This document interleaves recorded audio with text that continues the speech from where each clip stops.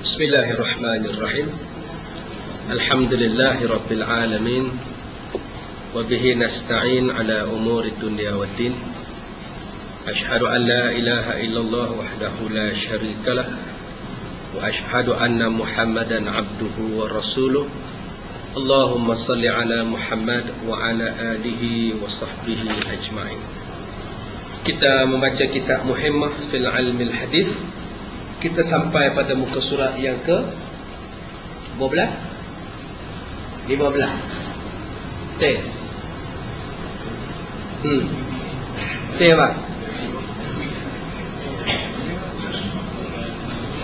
Baik, kita dah baca dulu tentang adab-adab. Adab-adab bertandang, adab-adab pergi rumah orang, adab-adab sebagai seorang isteri dan sebagainya. Baik, kita sambung lagi tentang adab-adab yang lazim ini, iaitu yang kita sebutkan last sekali, surat yang last sekali, muka surat 14 bawah sekali itu. Sebelum kita masuk tajuk yang baru, muka surat 15. Baik, kata dia, seorang anak Abu Bakar As-Siddiq radhiyallahu anhu yang bernama Asma binti Abu Bakar, yang hidupnya susah kerana berkahwin dengan seorang sahabat Nabi SAW yang miskin, yang bernama Zubair Al-Awwam radhiyallahu anhu. Maka bila Abu Bakar datang tengok anaknya hidup susah, maka Abu Bakar berkata, aku nak berikan kepada kamu seorang khadam yang boleh berkhidmat kepada kamu. Maka anak dia berkata kepada bapa dia, memadailah akan daku dan memeliharalah ia akan daku. Bawah sekali muka surat 14. Dia kata, pak saya tak payahlah pergi ambil khadam, cukuplah saya ni jadi isteri dia, cukuplah saya yang buat semua kerja ni. Dia kata, bila saya pergi ambil pembantu saya, seolah-olah dia memerdekakan daku daripada berkhidmat. Seolah-olah dia dah ambil alih tugas saya, akhirnya pahala saya tak ada bagi kat dia, pak. Biarlah saya teruk masak untuk suami, janji pahala dapat. Biarlah saya cari rezeki sama-sama dengan suami yang susah, janji pahala dapat. Bila ambil dia nanti, rasanya seolah-olah kita bagi pahala free je dekat dia. Kata Asma binti Abu Bakar, maka adalah sebaik-baik perempuan itu ialah, penutup untuk bahagian perempuan, sebaik-baik perempuan itu ialah yang cita-citanya ialah membaikkan dirinya dan memeliharakan badannya. Perempuan yang baik apa dia? Yang pertama kata dia, perempuan yang kerja dia membaikkan dirinya, jaga tubuh badan, jaga kesihatan. Jangan bila suami nak menikah baru nak jaga, sebelum ni kena jaga. Itu perempuan yang baik tu. Yang kedua kata dia, pelihara badan dia. Apa yang suami berkenan, macam mana bentuk, macam mana fashion, wangi ke, bau apa ke, kenalah jaga. Orang perempuan tua ke muda tak kira, kena jaga. Lepas pantang dulu-dulu, sebab tu orang tua-tua dulu pantang-pantang ni, rambut kena ikat tegang-tegang supaya tak nak kedut. Ada sebab kenapa mak-mak bidan tu ikat pocong, cering, ceding, buh kunyit, kodok sejuk, halba, semuanya buh. Sebab apa? Mesti ada sebab. Kenapa menungku? Orang tua-tua dulu pergi ambil batu, pergi bakar batu tu sampai panas. Ambil daun pula, pergi lapik dengan daun, lapik dengan kain, tungku. Orang yang dalam pantang dulu tungku, tekan tu. Lepas menantu tungku, mak mertua pula tungku pula. Mak tumpah. Mesti ada sebab kenapa orang tua-tua dulu pakai barut. Orang muda sekarang dah tak pakai barut. Ini yang kita kena balik. Ini hadis Nabi sebut pada kita. Jaga badan. Orang kita sekarang ada macam-macam. Guna pelangsing lah, ya, slimsing lah, semuanya ada belakang.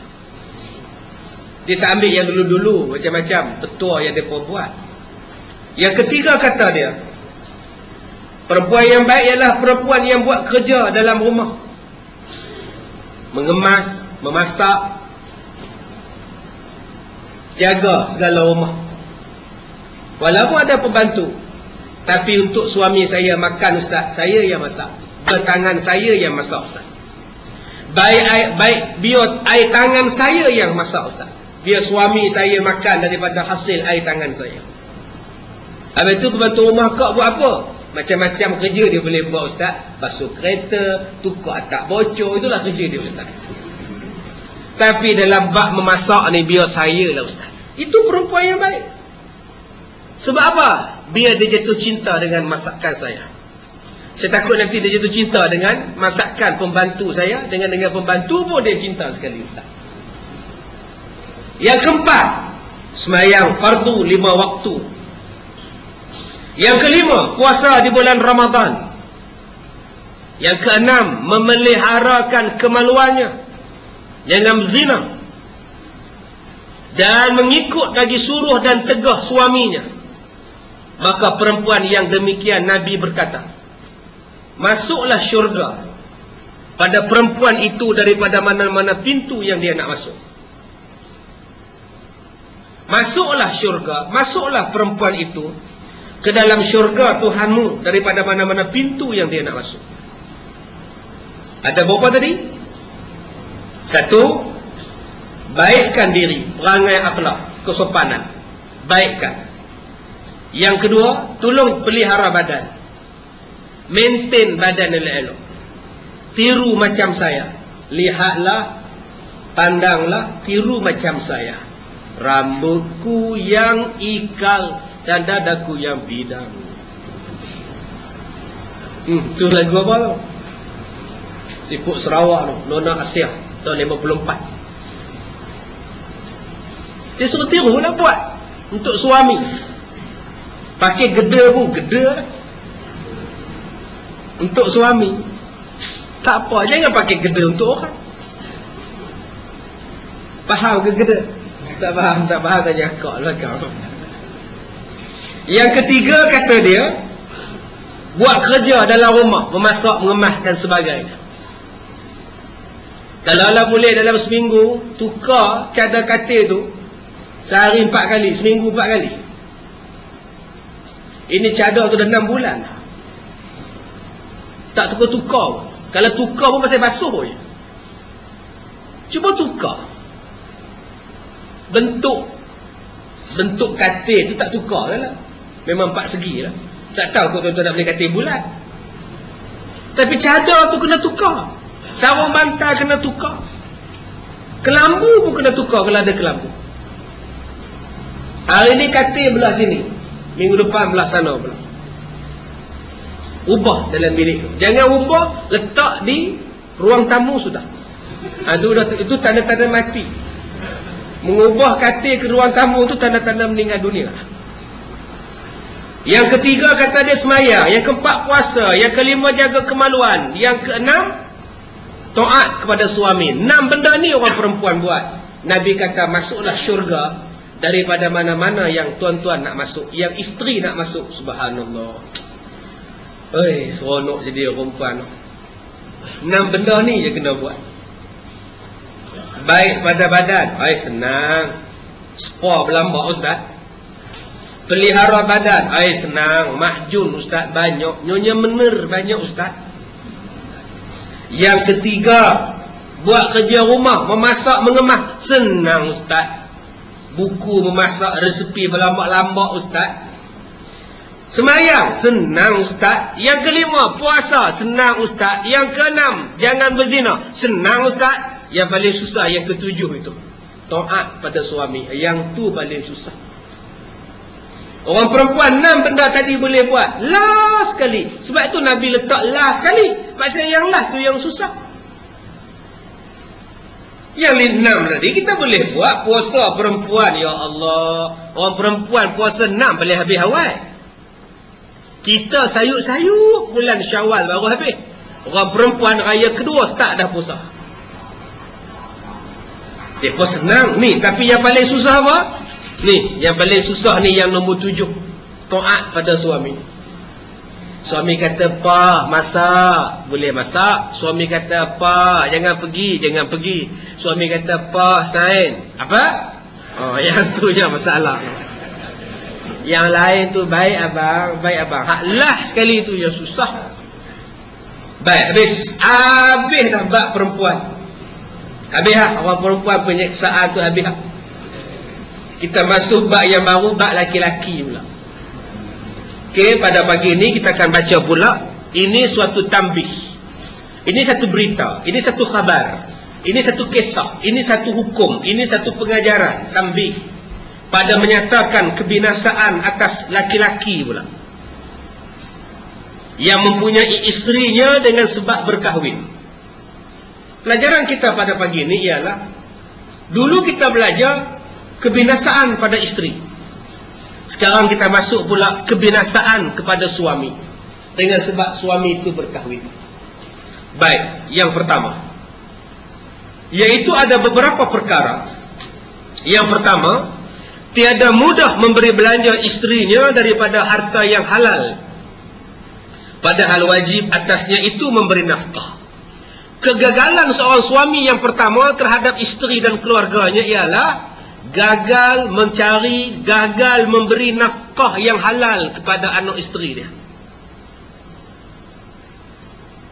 Peringkat awal mungkin dia boleh buat. Masa tu belanja belum banyak. Awal-awal RM1 itu kongsi seorang. Lepas kahwin kongsi berdua. Lepas dapat anak RM1 kongsi 3. Dia semakin mengecil perkongsian itu. Sedangkan perbelanjaan semakin banyak. Maka ramai suami yang gagal dalam bab itu. Contoh paling mudah tuan-tuan. Walaupun dia tak gagal cari nafkah, tetapi dia gagal memberi nafkah. Cari nafkah lain, memberi nafkah lain. Cari nafkah, pergi kerja. Memberi nafkah, kadang-kadang kerjanya dah ada, pendapatannya dah ada. Pergi ambil benda lain pula, pergi bagi isteri dia makan. Contoh, pisang. Pisang hari Jumaat. Orang letak pisang di bawah supaya jemaah-jemaah yang datang semayang makan. Dia datang, dia tengok pisang 2-3 kotak, dia cari hak paling lawa. Dia ambil satu sikat, dia ikat, dia simpan untuk isteri dan anak-anak. Apa hukum tu? Orang suruh jamu di masjid, yang kamu jamu di rumah pasal apa? Buatnya terlupa. Minggu depan disorok lagi. Sorok-sorok tak boleh masuk. Dia pun silap lah minggu lepas punya. Bukankah kamu menghalang pahala orang? Tak sampai pahala dia. Kalau kamu nak buat balik juga boleh. Jumpa tuan yang hantar. Encik, isteri saya ni lapar pisang encik. Boleh tak saya buat balik 2-3 sikat? Boleh. Ni tidak. Disorok awal-awal. Sobalah kita buat kenduri kendara ni. Yang buat kenduri kendara ni, yang beg plastik dah ada dalam poket.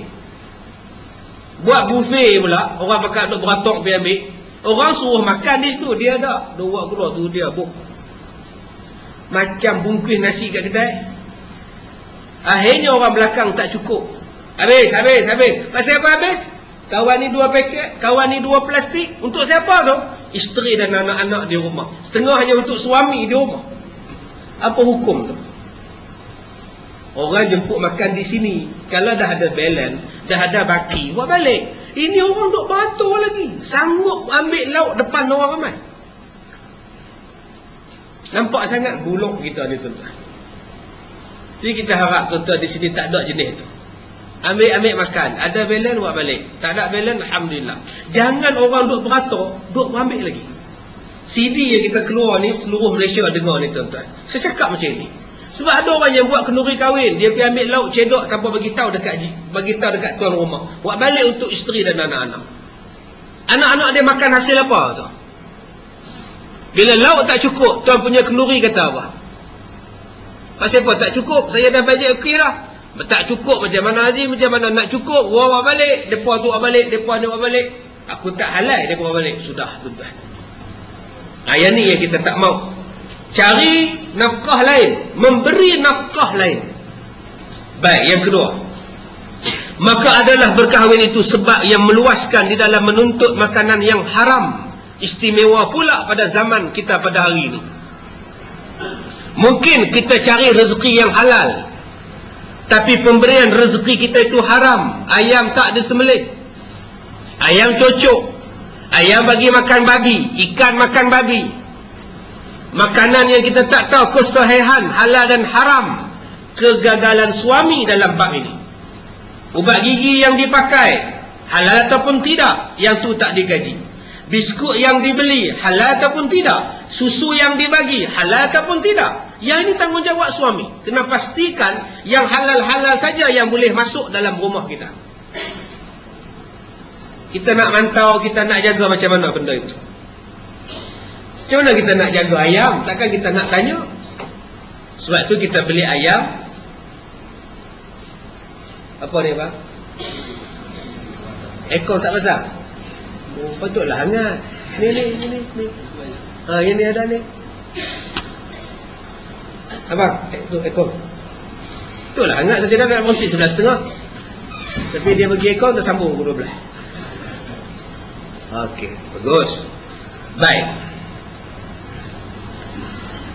Jadi tanggungjawab suami yang pertama, kena pastikan bahawa halal yang masuk dalam rumah kita, haram jangan dimasukkan sama sekali. Apa benda pula? Apa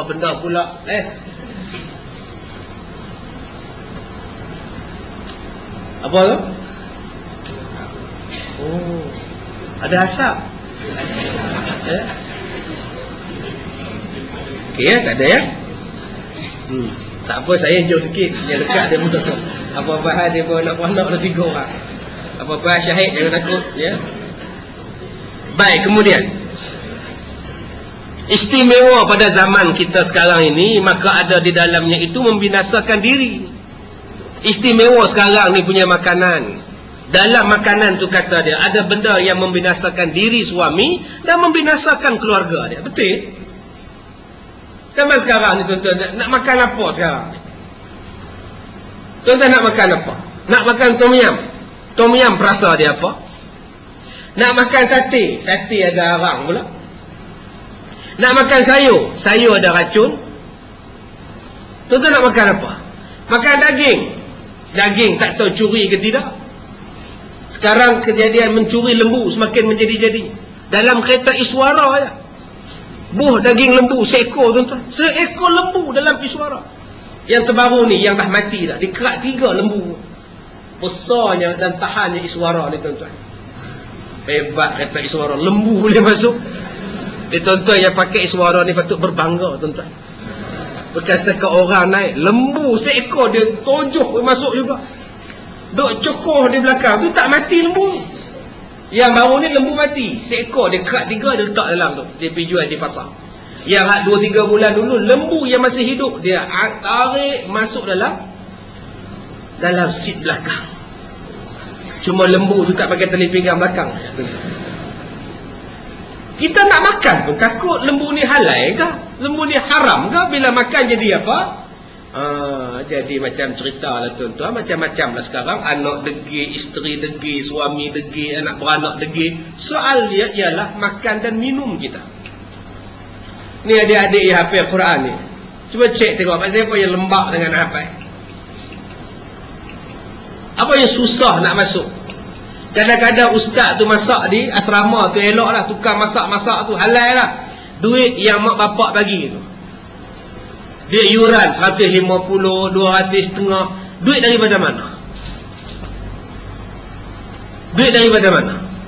Yang sampai pada anak-anak di asrama. Tuan-tuan nak hantar anak sekarang ni takut. Nak hantar anak-anak perempuan masuk sekolah asrama perempuan, takut jadi lesbian. Hantar anak-anak laki-laki ni masuk asrama laki-laki, takut jadi gay, homoseks, ada abang angkat. Dia tengok yang comel-comel ni, dia angkat aku dah. Sudah tuan-tuan. Nak hantar di mana sekarang? Nak letakkan di rumah kita, tali besen tak berhenti. 24 jam tali besen. Nak hantar ke asrama, kita dengar pun takut. Dulu ragging dah tak ada. Lah adik angkat dengan abang angkat. Diangkatnya betul-betul adik. Baik, yang kedua. Adapun segala orang yang bujang, ghalib ia sejahtera daripada yang demikian. Orang bujang dia tak ada apa masalah, dia seorang je. Orang bujang dia makan apa pun dia seorang. Tapi kalau berkeluarga, dia kena jaga banyak benda. Dan tersebut dalam hadis Nabi SAW bahawa sesungguhnya seorang hamba Allah diperintahkan dekat dengan neraca pada hari kiamat, dan adalah baginya daripada beberapa pahala seumpama bukit yang besar.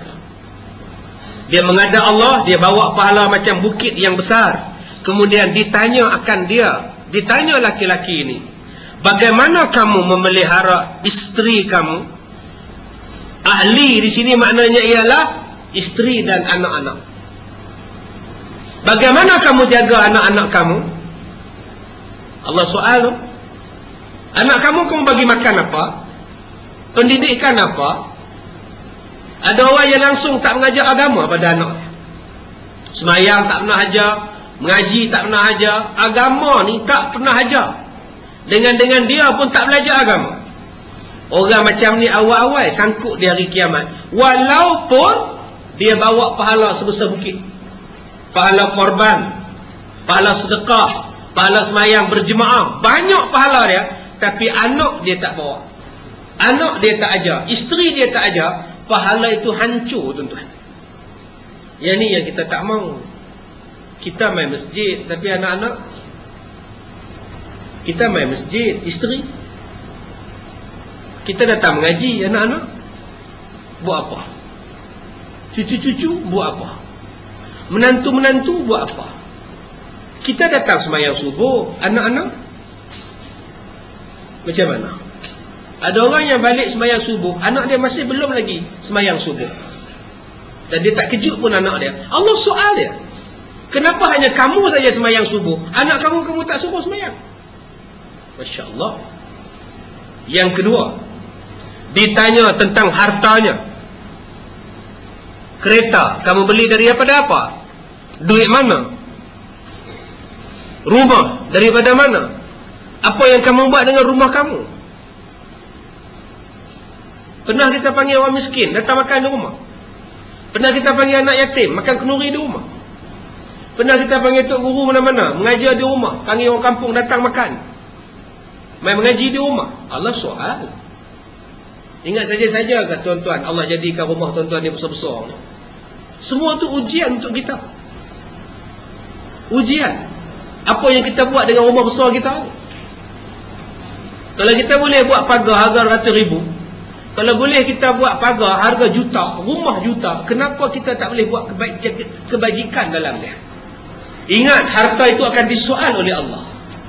Yang ketiga, dan daripada dirinya dengan memelihara mereka itu, dan ditanya pula daripada mana harta, daripada mana ia dapat, dan pada apa dibelanjakannya, hingga akhirnya disoal, dipotong pahalanya hingga habis segala amalnya yang berpahala, dan dituntut balas pula kejahatan.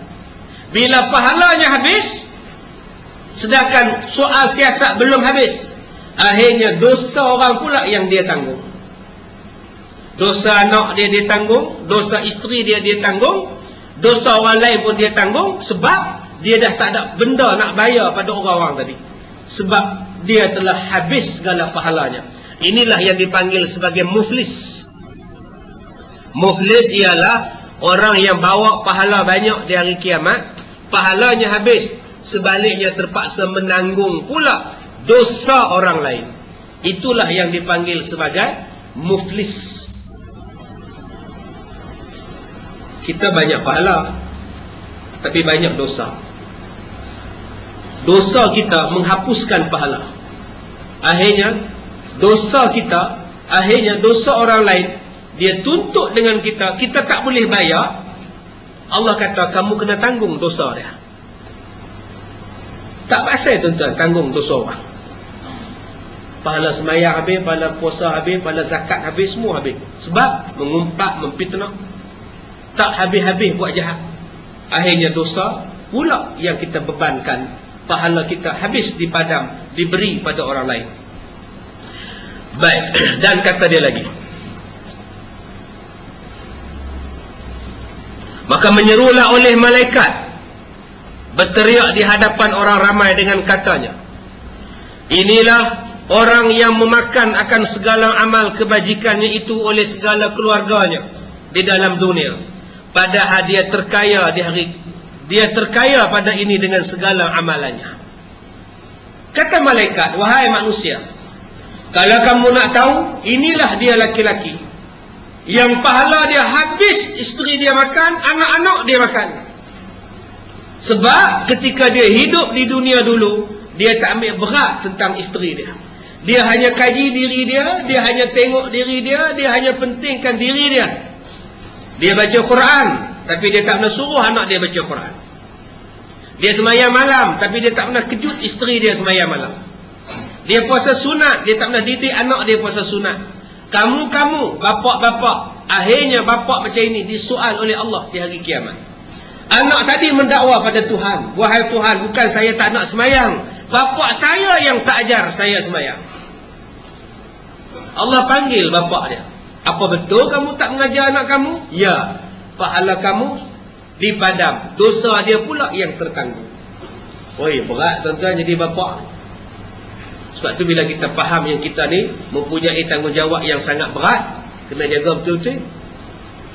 Ada orang seronok dapat anak, tapi dia tak tahu tanggungjawab besar menanti dia. Ada orang yang tahu senang beranak, ada yang orang mudah beranak, tapi dia tak tahu susahnya untuk memelihara anak. Baik, dan diriwayatkan oleh setengah ulama, perkara yang awal-awal digantung dengan seorang laki-laki pada hari kiamat, apa benda? Kita ni laki-laki, kita ni suami, apakah benda yang paling awal Allah tanya pada kita? Yang pertama ialah soalan isterinya, ahlinya. Allah tanya yang tu dulu. Isteri kamu tutup aurat lah? Jawab. Isteri kamu pakai kain belah? Jawab. Isteri kamu tabarruj dah? Jawab. Kamu bagi makan apa pada isteri kamu? Jawab. Kamu bawa pergi mana isteri kamu? Jawab. Ada suami yang bawa isteri dia ke jalan yang jahat. Sebelum ni isteri dia tak kenal disko, tapi dia bawa isteri dia masuk disko. Dia ajak isteri dia. Isteri ni orang kampung mana tak tahu. Dia kata disko, karaoke pun tak nak pergi. Kahwin dengan suami dia. Suami ni buka, konon-kononnya buka penglihatan dia, buka dia punya mata, bawa ke tempat-tempat haram. Suami ini awal-awal disoal, kenapa kamu bawa isteri kamu ke arah tempat maksiat macam itu? Yang kedua, suami ini akan ditanya tentang anak-anaknya pula. Kenapa tak ajar semayang? Kenapa tak ajar agama? Kenapa tak sempurna ajaran agama? Tuan-tuan yakin ataupun tidak ajaran agama pada anak tuan-tuan, tuan-tuan sendiri boleh agak. Kalau aku mati, dia mandi semayang mayat, dia mandi mayat aku kah? Kalau aku mati, dia semayangkan mayat aku kah? Kalau dia mati, aku ni mati, dia yang akan baca telqin pada aku. Kalau tuan-tuan yakin bahawa anak tuan-tuan boleh buat benda-benda itu, insya-Allah agama yang tuan-tuan bagi pada anak-anak tuan-tuan, pelajarannya sudah cukup. Tapi kalau tuan-tuan tanya, balik rumah nanti, tuan-tuan selak album, buka album, tengok gambar anak sulung, dia ni kerja bagus, lawyer, semayang lah. Kalau aku mati, boleh tak dia jadi imam? Soalannya, boleh tak dia semayang mayat aku? Tuan-tuan sendiri boleh kenal anak tuan-tuan. Sama ada tuan-tuan nak hangguk atau tuan-tuan nak geleng kepala. Kalau tuan-tuan hangguk, alhamdulillah, insya-Allah boleh. Tapi kalau tuan-tuan geleng, Quran pun tak erti baca, salah siapa? Cikgu ke? Ustaz di sekolah lah? Tidak. Awal-awal sekali Nabi kata mak bapak dulu. Selok pula gambar anak nombor 2. Tanya soalan yang sama. Baca Quran-kah dia? Semayang-kah dia? Agama kenal-kah dia? Dia agama bagus, tapi dia tak amal agama dia ustaz. Dia sekolah agama dulu ustaz. Habis tu, sekarang jadi haru. Bini dia pun pakai skirt ustaz. Dia pun pakai seluar pendek, tolak anak dekat KLCC. Oh, sudah. Relax je. Macam orang putih je. Macam orang Arab je tuan tengok kat KLCC tu. Pakai seluar pendek, tu Arab tu. Duduk di negara dia, jubah meleret. Mai ke Malaysia, apa pun tak ada. Pakai kare je tu Arab. Yang kita pula duduk di Malaysia pakai skem pelikat, pi negara Arab pakai jubah.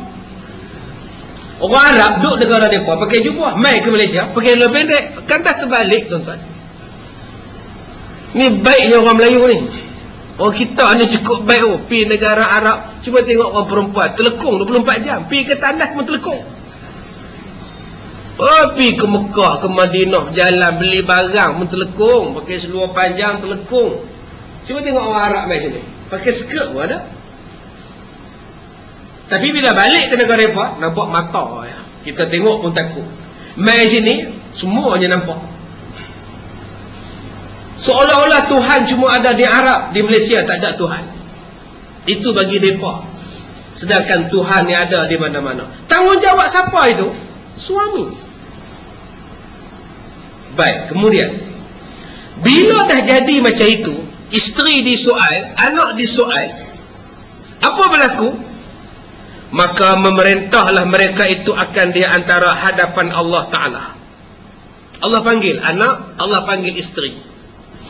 Maka berkatalah isterinya, hai Tuhanku, ambillah olehmu akan kami dengan hak kamu daripada laki-laki ini. Isteri mengadu pada Tuhan. Dia kata, ya Allah, kami ni tak tahu apa. Engkau ambillah hak kami daripada dia. Sebab apa daripada dia? Sebab katanya, suami kami tidak pernah mengajar kami akan sesuatu hukum yang kami jahil. Tu dia tuan-tuan. Hak mana menikah 2-3 pening. Isteri dakwa di hari kiamat sebab tak pernah ajar. Kami bukan tahu masalah fiqh, suami tak ajar. Atau dia tak suruh kamu pergi mengaji. Tak ada, dia larang lagi. Dia tak bagi kami pergi mengaji di surau dengan Ustaz Kazim. Kenapa dia larang? Sebab dia kata Ustaz Kazim tak tahu belah mana. Oh, sudah. Berapa banyak orang macam itu tuan-tuan. Kalau dia tak nak mengajar, tak apa. Pergi mengaji kelas fardu ain. Pergi mengaji kelas agama. Dilarang pula.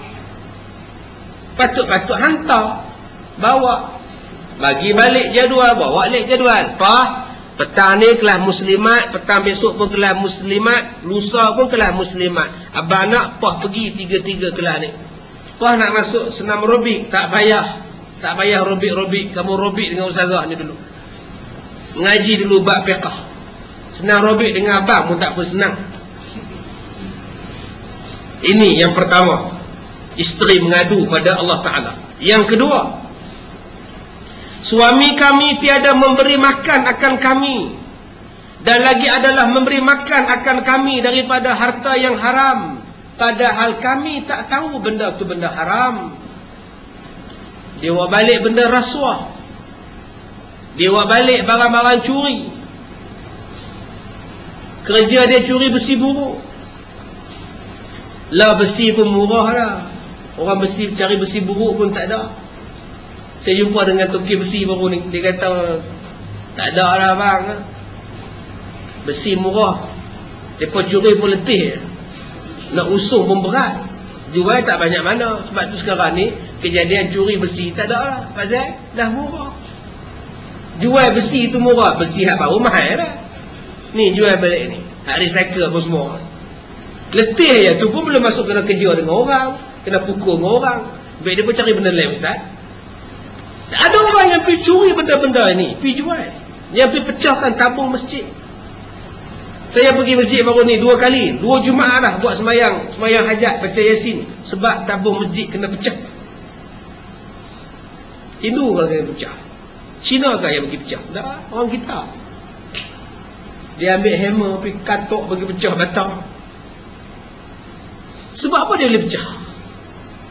Kalau dah ambil hammer, pergi pukul tabung yang dibuat daripada batu tu, boleh pecah. Maknanya orang tak ada dalam masjid. Apa tanda orang tak ada dalam masjid? Tandanya masjid tak hidup. Sebab tu saya kata kadang-kadang pada jutawan masjid, janganlah marah sangat pada orang tabligh. Dia menumpang masjid kita, dia menjaga, dia tolong hidupkan sembahyang malam. Kuman-kumannya malaikat turun sembahyang dalam kampung kita, jadilah. Ini tulis notis board, jemaah tabligh dilarang bermalam. Tu dia tuan-tuan, ganas bunyi, brutal. Jemaah tabligh dilarang bermalam di sini. Arahan PM, Perdana Menteri. Kan pengurusi masjid? Pengurusi masjid PM. Tak gitu tuan kata PM Perdana Menteri pula. Arahan PM, pengurusi masjid. Subhanallah. Apa salah hantar demo nak sembahyang? Dan jemaah tabligh pun fikirlah sama. Kamu duduk 3-4 hari tu, bayarlah dia api. Ini tidur terlentang, ngadak kipas di bawah, relax. Baik, laju kipas di rumah bayar ustaz, di sini free tadi. Elok lah. Yang macam ni umpan ke tingkap. Dah orang bagi tidur, kamu duduk free pula. Tu yang orang marah tu. Saya juga seronok tabligh ni, silakan. Koman-koman dia jaga masjid, orang tak mencuri. Ada je orang sembahyang malam, ada je orang tahajud, pencuri pun penuh. Bila dia boleh nak balik? Masalah dia bila masjid kita sunyi, perompak datang. Bila masjid kita sunyi, orang gila pun sampai. Ada satu masjid di Ipoh, orang gila banyak dulu-dulu, sekarang kurang sikit dah. Dia buat dalam sesi soal jawab dalam radio, pemanggil telefon imam besar. Tuan, kenapa masjid tuan banyak orang gila? Tuan tadi jawab, dah tu orang tak gila tak nak datang, orang gila lah sampai. Itulah jawapan yang cukup berkesan, yang betul-betul punya jawapan. Dah orang betul tak nak datang, yang datangnya orang gila lah. Baik. Kemudian, maka ketika itu membalaslah Allah Ta'ala bagi mereka dengan siksaan yang sangat keras. Dua benda ni isteri mengadu pada Allah. Yang pertama, pak saya tak ajar hukum agama. Yang kedua, pak saya bagi makan dengan rezeki yang tidak halal. Jadi bapak-bapak, abang-abang, adik-adik, tolonglah jaga benda ini. Tolong jaga betul-betul. Ilmu satu, rezeki satu. Dan lagi sabda Nabi SAW, tiada mendapati akan Allah Ta'ala seseorang dengan dosa yang lebih besar, melainkan dosa yang jahil segala isi rumahnya. Apakah dosa yang paling besar pada kita sebagai bapa? Dosanya ialah isteri jahil, anak-anak jahil, menantu jahil, cucu cicit pun jahil. Itulah dosa yang teramat besar. Dan seorang suami reda pula isteri dan anak-anak dia jahil. Subhanallah. Kita pernah dengarkan orang yang mati nak sembahyang di rumah, anak dia naik motor, dia pesan pada Tok Imam, tunggu Ustaz, saya nak pergi surau. Anak si mati pesan, jangan sembahyang lagi, saya nak pergi surau. Kejap. Kamu pergi surau nak buat apa? Nak pinjam sejadah surau? Nak sembahyang mayat, nak pinjam sejadah surau, nak buat benda apa tuan-tuan? Pengurusi kata sembahyang mayat tak payah sejadah. Oh ya ke? Kata dia. Dia pun sembahyang mayat, duduk depan, belakang Tok Imam. Bila Tok Imam angkat takbir, Allahu Akbar, dia pun angkat. Bila Tok Imam angkat takbir kali kedua, Allahu Akbar, dia rukuk. Dia rukuk, dia tengok seorang dia je rukuk, dia pun tegak balik, Allahu Akbar. Macam ni tuan-tuan nak harap jadi dah. Itulah dosa teramat besar. Jahil satu rumah. Besar sungguh tanggungjawab kita tuan-tuan, bapak-bapak ni.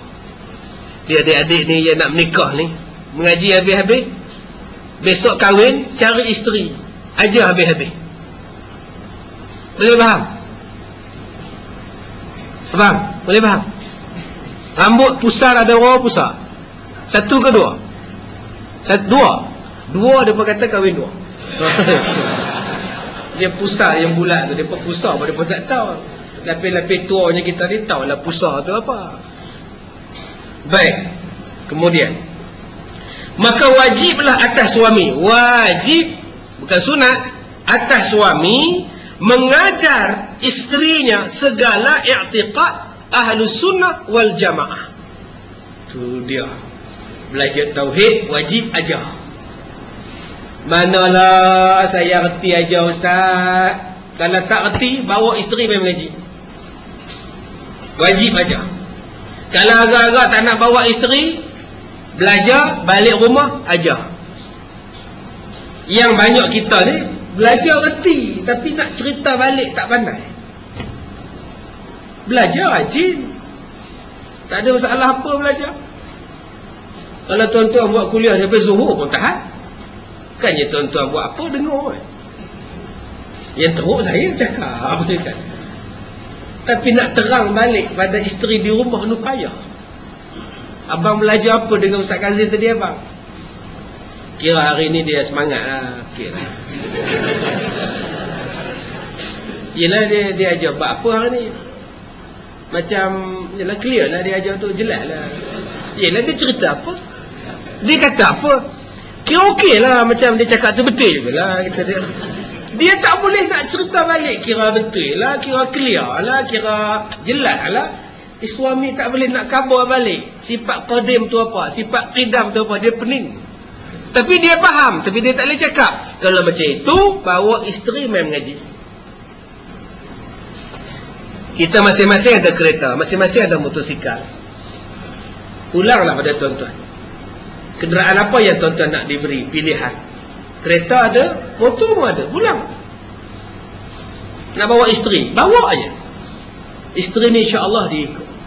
Mula-mula kita mengaji pukul 10.30 kita rehat, makan kuih. Habis ngaji pukul 12 kita makan nasi kat kedai. Okey, isteri ikut je. Lagi dia seronok, tak payah dia masak. Dia seronok sangat. Yang ni yang kena buat. Sebab tu saya katakan hari Sabtu macam kita hari ni, hari mengaji. Sekarang Jumaat kerja tu, macam mana? Sabtu cuti. Bawa isteri dan anak-anak mengaji. Yang pertama wajib. Yang kedua, wajib mengenal, wajib dia mengajar sifat yang wajib pada Allah Ta'ala, seperti mustahil, sifat wajib, sifat harus dan sebagainya. Demikian juga wajib suami mengajar hukum sembahyang. Hukum sembahyang wajib suami ajar, daripada segala, dan wajib mengajar hukum sembahyang dan barang sebagainya daripada segala yang halal dan yang haram, seperti meninggalkan mengumpat-ngumpat, mengajar isteri meninggalkan mengadu-ngadu, dan mengajar isteri memelihara segala najis, dan hukum membasuh najis pun kena ajar. Cara siang ikan, cara siang ayam pun suami kena ajar. Maknanya ustaz, suami ni ilmu agamanya kena mendalam betul ustaz? Ya. Bila ustaz? Sebelum kahwin. Sebab tu saya cukup suka dulu-dulu orang kursus kahwin 3 bulan. 3 bulan berulang ke masjid. Kursus di masjid. Koman-koman mereka dapat banyak ilmu. Tapi sejak 2-3 menyak ni, kita tukar 2 kali dan kemudian dapat sijil. 2 kali ni tuan-tuan dapat apa? 2 kali dapat apa? Pergi kursus kahwin, naik motor sekali, melekat 2 orang naik motor. Tudung dalam beg tangan, buka beg tangan, turun motor, buang helmet, ambil tudung pakai. Suami ni, bakal suami tolong betulkan. Atas ni makan abang, atas ni bang. Suami ambil paku pergi cocok. Habis-habis kursus kahwin, Bakal tunang dia yang buka tudung, dia ambil lipat, naik motor brum, mana? Taman Tasik. Jadi apa? 2 minggu, 2 kali kita cakap je tak jadi. Tapi kalau 3 bulan, penceramah akan sebut, kamu yang datang naik motor berperan haram tu. Lama-lama, mula-mula datang naik motor sekali, 2 kali datang naik motor sekali, masuk kali ketiga dah tak naik dah, pasal dah tahu halal dan haram. Itu bagusnya kursus kahwin 3 bulan. Lambat lah, lantak je lah. Yang pentingnya mereka belajar agama. Sebab bila dah kahwin, tak ada masa nak belajar agama. Kalau kita sekarang buat kursus kahwin untuk orang yang dah kahwin, tak datang lah tuan-tuan. Nak kahwin, nak kursus, apa lagi dah kahwin. Tapi kalau sebelum kahwin, kena dapat kursus, kena dapat sijil, datang juga duk cekor. Yang tu kita nak buat. Tapi kita tak mau, kita nak segera, bukan setakat makanan segera, kursus pun segera. Sebab itu kahwin pun segera. 2 bulan cerai, 2 tahun cerai, 2 hari cerai. Sebab segera. Ini kita kena bagi faham. Suami-suami yang mana terlepas mengaji dulu ni, sekarang masa untuk mengaji balik. Tambahkan pelajaran, tambahkan ilmu. Baik, kemudian, dan demikian wajib atas suami bahawa belajar bicara haid dan bicara nifas. Itu dia. Suami-suami kena belajar haid. Haid berapa hari? Ummu Salamah mai tanya dekat Rasulullah, saya ni Rasulullah, udah datang haid, kemudian datang lagi, macam mana kira ni Rasulullah? Rasulullah, kamu ni ditimpa penyakit, kamu mandi, kamu semayanglah macam biasa, walaupun datang haid. Itu bukan haid, kata Rasulullah, itu nama dia istihadah. Lebih daripada 15 hari masih datang haid, itu nama dia istihadah. Mandi, semayang, ambil wuduk, semayang, ambil wuduk, semayang. Siti Aisyah tarik tangan sahabat perempuan tadi. Yang kamu tanya pada Nabi buat siapa? Malu ke orang je, perempuan. Kata Rasulullah, dia berhak tanya. Sebab itu menurut hukum, benda yang melibatkan hukum. Benda melibatkan hukum, jangan malu tanya. Suami-suami yang masalah, yang hantar mesej pada saya, banyak suami yang hantar, yang telefon pun ada.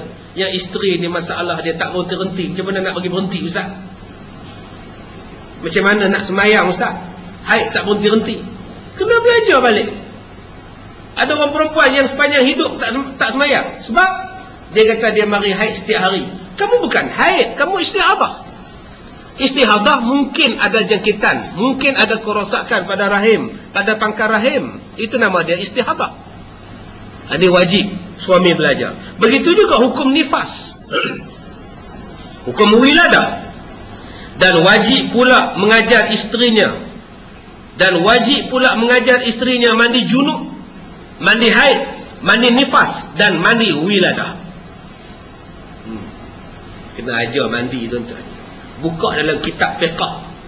Anak dara mandi lain, mak dara mandi lain. Buka kitab fiqh. Kitab fiqh ni bahasa dia sedap. Adapun mana-mana perempuan yang sudah disentuh jantan, mandinya lain. Adapun anak dara yang belum disentuh jantan, mandinya lain. Apa benda yang lain tu? Tu dia. Disentuh jantan dengan tak disentuh jantan. Ganah bahasa dia, jantan. Yang disentuh jantan tu siapa? Isteri orang. Cara mandinya macam mana? Airnya nak sampai ke mana? Duk cangkungnya macam mana? Airnya kena pergi tembak ke mana? Nak mandi hadap besar? Anak dara lain, pasal belum disentuh jantan. Sebab tu kena ajar, kena belajar. Setengah orang tak mau belajar. Itu buat orang perempuan, Ustaz. Kita tak payah sibuk-sibuk, Ustaz. Kena sibuk. Apa yang ada pada isteri kita tu hak kita. Takkan kita tak tahu hak kita apa? Tuan-tuan sebagai pengguna kena tahu hak. Tuan-tuan beli motosikal, motor tu hak tuan-tuan, tuan-tuan kena tahu.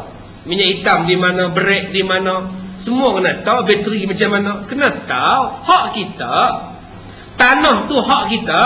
Kita kena tahu border dia di mana, kena panggil orang mesubeh, besukat macam mana. Kita kena tahu. Isteri kita pun hak kita. Kita kena tahu. Setiap susuk tubuh badan dia tu kena tahu. Baik, berat suami ni. Berapa ramai suami yang pernah cek kuku isteri? Memang tengok. Kuku okey, bagus. Abang ni macam cikgu sekolah pula. Cek ke dia? Cuba baca Fatihah, abang dengar. Abang ni macam ustaz pula. Kamu tu hak aku kena tahu macam-macam. Kena tahu supaya dia selamat di hari kiamat. Dia puasa, dia selamat. Abang tak suka kamu kawan dengan kak dot. Kak dot tu suka ngumpat. Nanti kalau kamu kawan dengan dia, kamu pun dapat bahan ngumpat. Ini tanggungjawab suami. Baik. Kemudian contoh macam mana suami kena ajar. Contoh, seperti suami mengajar, wajib mengajar isterinya. Apabila putus darah haid sebelum waktu maghrib, sekira-kira lulus takbiratul ihram, maka dia wajib qadakkan semayang zuhur dan asar. Suami kena beritahu, bila kamu suci 7.40, qadak zuhur dengan asar. Dua waktu yang sebelum waktu kamu nak semayang. Ataupun kata dia, manakala putus darah haidnya sebelum daripada waktu subuh, sekira-kiranya lulus takbiratul ihram, maka isteri wajib mengqadak semayang maghrib dan semayang isyak. Pukul 6 pagi isteri bersih. Abang dah bersih dah bang, boleh mandi. Mandi cepat, semayang subuh. Nanti qadak balik isyak dengan maghrib. Dua waktu sebelum bersih. Suami yang suruh buat. Kadang-kadang isteri ni lupa. Isteri ni kadang-kadang lupa, duk tengok tali besen, cerita macam-macam. Maghrib masuk pun duk tengok tali besen, Upin dan Ipin. Betul. Kadang-kadang maghrib masuk pukul 7 malam, 7 suku tak semayang lagi, 7.20 tak semayang lagi. Haid datang 7.25. Loh, datang dah baru. Alhamdulillah lah tak semayang. Terus tengok Ipin dan Ipin. Betul. Dia tengok terus. Hukum dia dah tinggalkan semayang, wajib qadak balik maghrib tu. Lain kalau kamu ada sebab lain, tak apalah, ni saja-saja kamu lewat-lewatkan tengok Upin dan Ipin. Pak siap? Kena qadak balik. Habis dia mandi haid, suami kena tanya balik, kamu dah qadak dah maghrib hari tu? Kau dah buat belum? Siapa punya tugas ni? Tugas kita lah suami. Isteri ni kadang-kadang lupa. Maklumlah, kerja sibuk. Mana nak masak, mana nak buat kerja, mana nak hantar anak. Siapa yang nak tolong ingatkan? Suami yang tolong ingatkan. Dan apabila mengajar oleh suaminya dengan segala hukum yang tersebut, bila suami dah ajar pada akak-akak, suami dah buka kitab dekat akak-akak, maka tak payahlah isteri tadi keluar belajar. Okey dah. Nak tak pergi mengaji nak? Tak payah dah kot, suami dah ajar semua. Jangan marah pada kak nak. Pasal suami dah ajar. Setengah orang dia tak faham. Cuba kamu tengok kak nak, mana dia pernah belajar, duduk je di rumah. Kita ni mengaji juga, dia tak ada pernah mengaji, duduk je di rumah. Dah suami dia ajar. Apa sebab dia nak pergi lagi? Baik. Dan jika suami tidak mengajar, maka haruslah isteri itu keluar. Bahkan jatuh wajib pula keluarnya. Kalau suami tak ajar, wajib isteri keluar. Start kereta, start motor, pergi mengaji. Kemana nak? Mengaji di surau. Jangan, saya nak mengaji. Jangan, saya nak mengaji abang. Abang tak mengajar saya, abang nak tanggung dosa saya. Tidur. Pukul 3 petang ni tidur. Taklah nak tidur orang kata dia. Pergi mengaji, berdosa ke isteri? Tak. Sebaliknya siapa yang berdosa? Suami. Haramlah atas suami menegahnya. haram suami larang isteri mengaji. Dan tiada harus bagi perempuan itu kerana keluar belajar ilmu yang terlebih daripada fardu ain, melainkan kalau nak keluar juga dengan izin suami. Kalau ilmu tu bukan ilmu fardu ain. Kalau ilmu fardu ain tak payah minta izin, datang je lah. Abang setiap hari Ahad saya nak pergi kursus haji, boleh. Tak minta izin pun tak apa, pergilah kursus haji. Tetapi yang kena minta izin apa? Ilmu fardu kifayah. Abang kelas baru buka dekat surau, kelas tajwid, Ustazah Endon mengajar. Boleh ke saya pergi? Boleh, pergilah belajar. Tajwid fardu kifayah. Abang saya nak masuk kelas marhaban dan barzanji, boleh ke abang? Jangan. Tak payah, bukannya wajib. Okey, saya tak pergilah. Kawan-kawan ajak pakai baju serupa, itu tengok makcik-makcik kumpulan marhaban, daripada tuduh sampai kasut merah semua. Oh nak, jomlah. Tak dapatlah pergi kat tipah, oi, husband tak bagi. Tak apalah ya, jangan ngumpat. Tak apalah ya. Tak tahu lelaki jenis apa, isteri nak mengaji tak bagi. Mengaji kamu marhaban, kamu faham ke marhaban tu apa? Dia pun tak faham. Marhaban, yang tu je dia tahu. Apa maksud marhaban makcik? Entahlah, kata dia. Tak payah, tak apa. Tapi kalau suami suruh, silakan. Boleh ke abang? Pergilah pohoi, kamu bukannya buat haram mengaji marhaban. Kamu faham ke marhaban tu apa? Entah, makcik lah. Tapi kalau suami larang, jangan. Marhaban, barzanji, tajwid, tekad menekat, buat kek, buat pastry, buat cross-stitch. Suami tak izin, jangan pergi. Jomlah kita belajar komputer. Tak bayar, suami saya tak bagi. Tapi kalau suami bagi, silakan. Fardu ain tak payah minta izin. Bab semayang, fiqah, semua tak payah minta izin. Bab tauhid, tasawuf, tak payah minta izin. Kalau suami larang, suami berdosa. Baik. Maka adalah kebinasaan daripada jalan memberi nafkah itu, selamat dia. Daripada harta yang haram itu sangatlah sedikit yang selamat, melainkan seseorang yang ada baginya harta pusaka. Apa jalan selamat suami daripada kecelakaan memberi makan pada isterinya? Yang pertama kata dia, kalau suami ni ada harta pusaka, ada duit tinggalan tok nenek dia, insya-Allah dia boleh cover lah. Tuan-tuan, kereta tuan-tuan di bawah tu agak-agak sampai ke agak-agak pada siapa kereta tuan-tuan dapat? Rumah tuan-tuan yang tuan-tuan diam sekarang ni, agak-agak rumah tu dapat kat tuan-tuan. Belum tentu tu. Serupalah di Selangor, di Perak ni kan, dewan orang ramai belum punya duk jaga lah. Tuk kalah lah, siapa pegang? Kunci lah apa semua orang boleh pegang. Kemah, kenduri, kendara, pinggan, mangkuk, tempat basuh tangan, semua orang boleh pegang. Dulu dia duk kepung. Dulu mereka duk kepung ni, tak boleh masuk ni, tak boleh masuk mereka semua. Lah ni dah kalah, dia pegang menung. Orang lain pula pegang dia pakai. Tuan-tuan faham tak? Jangan nampak dalam bab dewan orang ramai ya. Dulu kita jadi pengurusi JKKKK.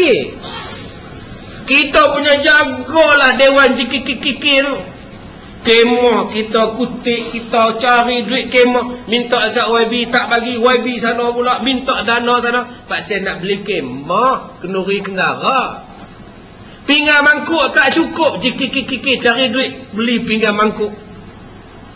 Tulis kat bawah pinggan Cina tu, made in China, JKKK tulis tu. Tuk kalah pilihan raya. Mai pula orang lain memerintah. Orang lain pula senang-senang pergi masuk pinggan mangkuk semua. Tuan-tuan nampak tak apa saya nampak ni? Nampak kan? Tuan-tuan jangan nampak hanya dalam masalah dewan orang ramai ya. Tuan-tuan kena tengok harta tuan-tuan pun. Tuan-tuan ingat harta tuan-tuan yang tuan-tuan cari duit siang malam ni dapat terus kat anak beranak tuan-tuan ke? Dapat terus ke? Tak. Kadang-kadang orang yang tak kena mengena dengan tuan-tuan pun dapat. Yang tuan-tuan ni kerja sampai 12 malam. Mata tak tidur. Mata mengantuk pergi ambil mancih, pergi tongkat, tak boleh pergi tidur. Punya nak cari duit. Mati, tak dapat kat siapa. Contoh, saya ada anak laki-laki 2-3 orang contoh. Buh seorang saudara. Bila saya mati, harta tu dapat ke anak jantan saya. Punya duk jaga rumah, kereta, kebun, anak. Dengan menantu dia pun, isteri dia semua ada. Lepas saya mati, harta tu dapat dekat anak jantan saya. Tiba-tiba anak jantan saya pula mati. Harta tu pergi kat siapa? Pergi kat isteri dia tak? Isteri dia pula kahwin lain. Agak-agak suami dia hak baru tu rasa ada harta tuan-tuan. Sapu tangan, cuci kaki masuk. Janda kaya. Saya ada anak laki-laki, saya orang kaya. Harta saya dapat ke anak laki-laki saya. Anak laki-laki saya pula kahwin. Mati pula anak laki-laki saya, dapat harta ke isteri dia. Isteri dia pula kahwin baru, dapat ke siapa? Tuan-tuan punya jagalah hari tu. Duit dalam poket ni kepung, jangan bagi bocor. Tabung derma pun pejam mata, jangan bagi. Mati tuan-tuan orang lain dapat. Kadang-kadang tuan-tuan bagi harta tuan-tuan pada anak tuan-tuan yang laki-laki. Anak tuan-tuan pun mati, tinggalkan anak yatim, tinggalkan isteri dia. Isteri pula kereta tak erti bawa, isteri pula apa pun tak erti. Menantu tuan-tuan tu, merpak dia pula yang uruskan harta tuan-tuan. Besan tuan-tuan yang tak ada kena mengena dengan tuan-tuan pula yang uruskan harta tuan-tuan. Tuan-tuan dalam kubur kena soal, yang mereka atas dunia. Tu yang saya katakan tadi, jangan hanya nampak pada dewan orang ramai. Sekarang ni orang duk bising masalah dewan orang ramai ni. Tu usah duk bincang biar depa lah. Yang kita kena bincang harta kita dulu. Sekarang ni harta kita yang betul-betul harta kita mana dia? Mana dia? Dalam perut? Ya. Harta kita yang betul-betul harta kita ialah harta yang kita dah bagi pada jalan Allah. Berapa sen wakaf tuan-tuan?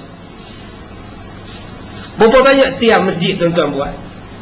Berapa banyak bumbung masjid yang tuan-tuan wakaf? Berapa banyak yang tuan-tuan? Itulah harta kita. Semakin banyak tuan-tuan wakaf, itulah kaya tuan-tuan. Tapi kalau tuan-tuan tak pernahnya wakaf, rentikanlah. Kalau tuan-tuan mendakwa tuan-tuan kaya, walaupun tuan-tuan ada 10 juta sekarang ni. Saya ni, bila sampai bank statement bank Islam di sekolah saya tu, 16 ke 15 hari bulan dia sampai statement bank. Saya cek berapa masuk, berapa apa semua sekolah. Yang masuk Sirajuddin Rapiah, Sirajuddin Rapiah. Sekali bulan depan pun Sirajuddin Rapiah, Sirajuddin Rapiah. Allah yarham datuk kita yang meninggal bila tadi? Berkurang 2 minggu lebih kurang dah. Datuk Sirajuddin Rapiah kita mati ya. Allah yarham. Saya dah tengok statement bila Ustaz Zuhair beritahu, Ustaz Datuk Sirajuddin tak ada Ustaz. Inna lillahi wa raji'un. Saya teringat bank statement nama dia. Sekali masuk 300, tengah bulan masuk 500. Pak saya apa? Wakaf. Yang tu lah harta dia. Yang tu lah yang kita bawa.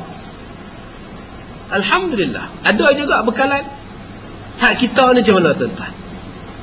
Kita tak tahu harta kita yang kita tak bawa ke mana ni, tak bawa ke kubur ni. Orang lain yang uruskan harta benda kita. Kadang-kadang orang lain yang tak pernah cari duit, yang tak pernah tolong kita, yang merasa nikmat kereta, yang merasa nikmat rumah kita tu. Isteri kita ni punya duk jaga barang mah, duk rendam dalam ambulans setiap hari nak pergi berkilat. Mati isteri tu, suami dia menikah lain. Barang mas tu dapatkan apa? Isteri baru pula 19 tahun. Abang, nak? Ambil lah. Oh, pakai. Abang, nak? Pakai. Ha, sudah. Yang isteri dulu hak mati ni punya tak pakai lah. Mok sayang lah, takut jatuh batu. Usaha tak pakai. Bila dia mati, anak perempuan dia pun mati, suami dia dapat tu dia barang mah. Mok pak tak ada dapat kat dia. Suami menikah baru. Ha, abang cantiknya abang. Nak abang ambil lah. Untuk ayang tak apa. Pak pakai. Sebab tu akak pakai siap-siap akak senang. Bagi puas-puas pakai. Duduk di rumah pakai. Beratnya. Pakai tuan-tuan. Lantuk tu berat tak berat pun. Janji pakai puas hati tuan-tuan. Baik yang terakhir. Saya nak balik dah. 5 hari saya berjalan tuan-tuan. 6 hari lah. Isnin, Selasa, Rabu, Khamis, Jumaat, Sabtu. 6 hari saya berjalan. Rekod tuan-tuan. Sebab tu ada tablet main rumah saya. Ustaz, kalau boleh sekali-sekala kita keluar insyaAllah. Kita keluar insyaAllah Ustaz. Saya kata tak payahlah bang. Saya keluar every day, every night saya keluar. Every day lagi saya kata. Tak payahlah. Kita keluar 3 hari insyaAllah. Kita ada azam insyaAllah. Kita keluar. Tak payahlah. Saya tanya dekat dia, abang orang mana? Saya orang Botol. Itu kenapa insyaAllah, insyaAllah pasal apa? Cakap elok-elok tak boleh. Saya ni keluar tiap-tiap hari saya kata. Tiap-tiap malam saya keluar. Saya dakwah ribu-ribu orang, bukan puluh-puluh orang.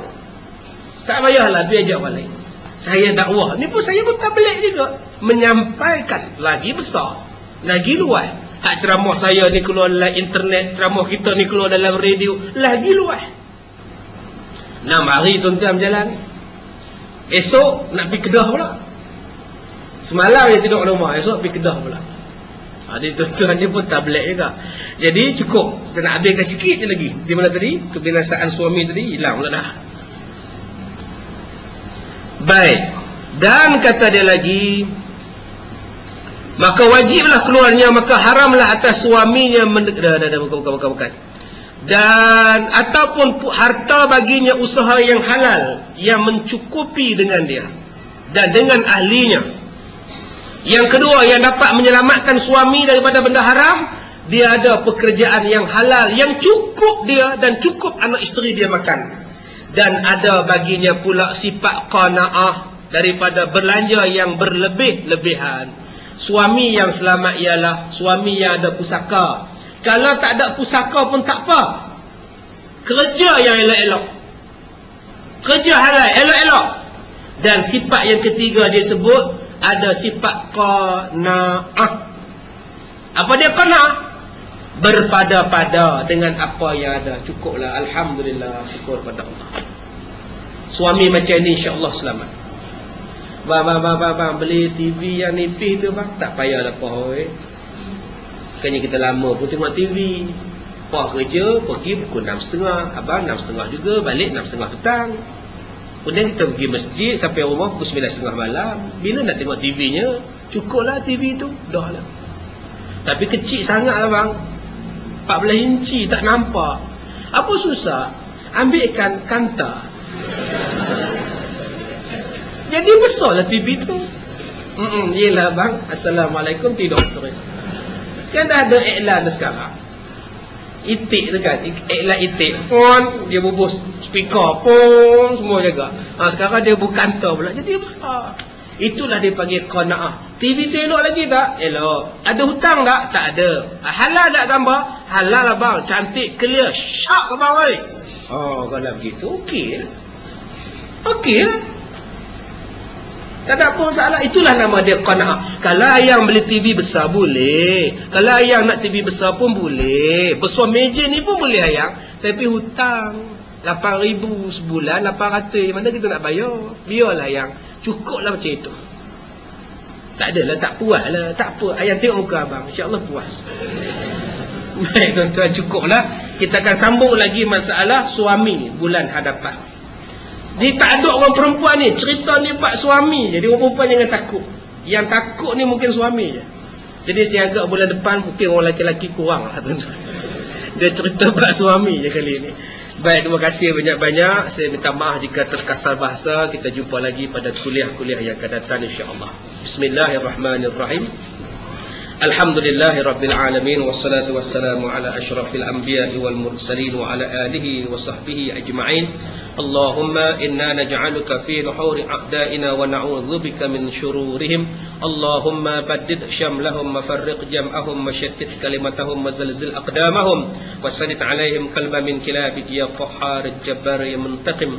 Allahumma ya munzil al-kitab wa ya mujri as-sahab wa ya hazim al-ahzab ihzimhum wansurna 'alaihim. Walhamdulillahi Rabbil Alamin. Wabillahi taufiq wal hidayah. Assalamualaikum warahmatullahi